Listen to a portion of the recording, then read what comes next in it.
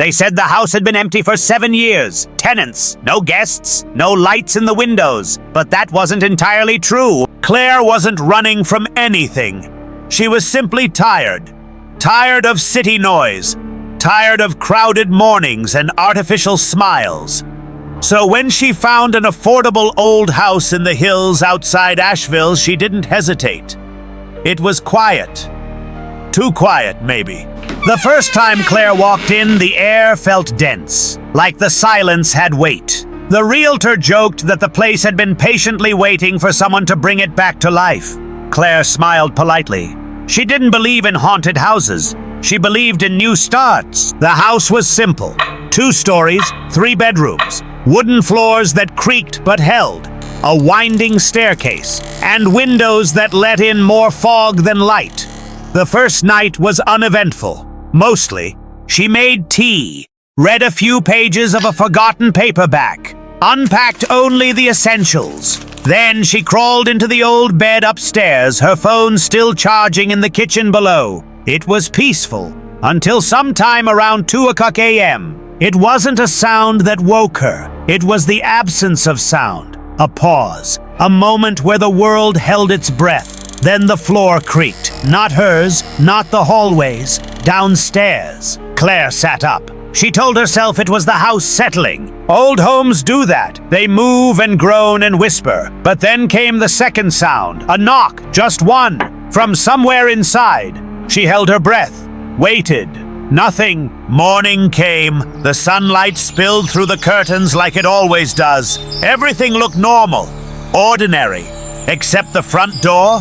It was unlocked, and Claire was sure, absolutely sure, she'd locked it the night before. Claire didn't want to overreact. Maybe the lock had slipped. Old houses did that, right? At least that's what she told herself again and again. But for the rest of the day, she felt like the house was watching her. Not physically, not with eyes, but with attention, like it remembered her. Even if she didn't remember it, that afternoon, she decided to explore the rest of the upstairs. There were 3 doors, 2 led to empty bedrooms. The third, it didn't open. The knob turned. The hinges creaked, but the door wouldn't budge, almost like it was being held shut from the inside. Claire stepped back. The hallway light flickered, and somewhere, very faint, she thought she heard a shuffle. Later, she called the property manager. "Oh, that's just the old linen closet," he said. "Probably painted shut. Happens in these kinds of homes." Claire wanted to believe that, but that night, as she climbed the stairs again, the hallway felt colder. The door was still closed, still stuck, still silent, until 3:11 a.m. Knock from behind the door. 1 knock, then 2 more, slow, measured, as if waiting for a reply. Claire lay frozen in bed just down the hall, listening. Then, as if caught in a strange dream, she lifted her hand and knocked back. 1, 2, 3. The house held its breath, and something knocked back. Claire didn't sleep for the rest of that night, not after something knocked back. She waited for dawn, like a castaway waits for rescue, desperate for light. When the sun finally rose, it didn't bring warmth, only the sense that she had survived something unseen. Later that morning, she avoided the locked door. She didn't even look at it. Instead, she turned on every light in the house, opened every curtain, anything to make the space feel less like it was watching. But mirrors, they don't lie. And Claire had an old wide mirror above the fireplace downstairs. She passed by it on her way to the kitchen, but something made her stop. In the mirror, she saw herself, but not as she stood. Her reflection was facing the hallway, shoulders turned, eyes locked on something behind her. Claire spun around. There was nothing, no one. When she looked back, the reflection had corrected itself, standing like her, still, calm. She laughed nervously, brushing it off. Sleep deprivation, maybe. But later that night, the mirror changed again.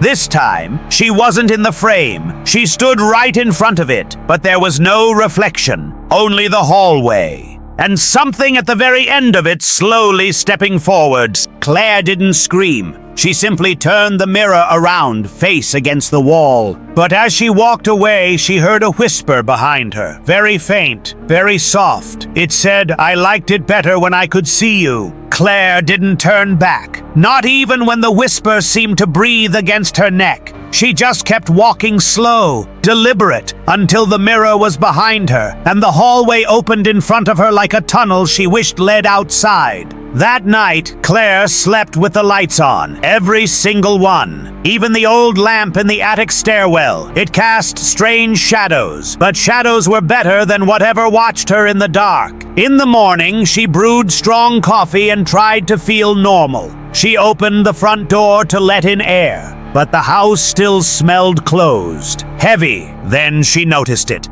Halfway up the stairs on the left side of the hallway was a door. Not the locked one, not the bedrooms, a different door. Shorter, narrower, like it had been squeezed into the space overnight. She stared at it for a long time. She was sure, absolutely sure, that door hadn't been there yesterday. It was painted the same dull beige as the hallway, but the knob was newer, polished, like someone had just installed it. Claire walked toward it slowly, each step quieter than the last. When she reached for the knob, it turned too easily. No resistance, no creak. Inside there was no closet, no storage. It was a room, small, square, with no windows. Just a single chair in the center and a mirror on the far wall. But this mirror, it didn't reflect Claire. It reflected the stairwell behind her.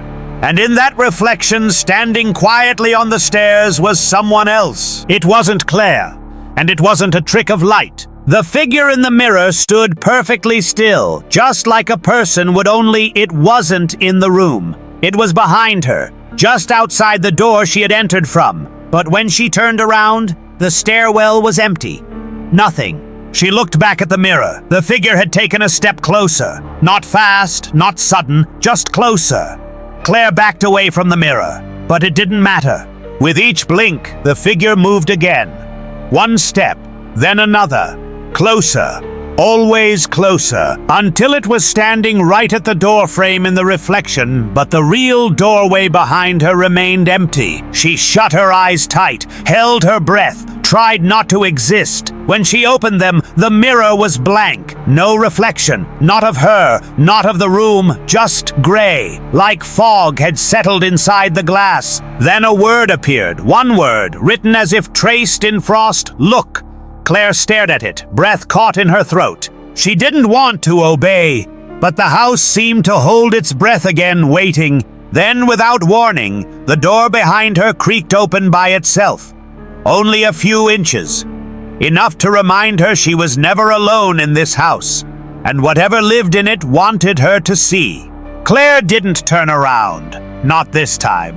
She knew deep in her bones that whatever opened that door wanted her to look, and that looking might be the very thing that let it in. So she stepped backward, slowly, 1 foot at a time, eyes fixed on the mirror. The word "look" had vanished. The fog was gone. And now the mirror showed her, just her, alone, in the room, facing the door behind her, except her reflection moved. Claire didn't. But her reflection smiled, a soft, knowing smile. Then raised one hand and waved. Claire's heart stopped. She couldn't move, couldn't scream.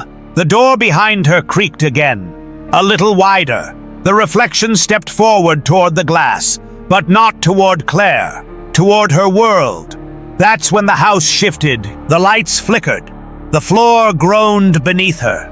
The mirror began to hum a low vibration that seemed to come from inside the walls. Claire turned. She didn't know why, but she turned. The hallway was empty, but it felt crowded, heavy, like memories were pressing in from every side.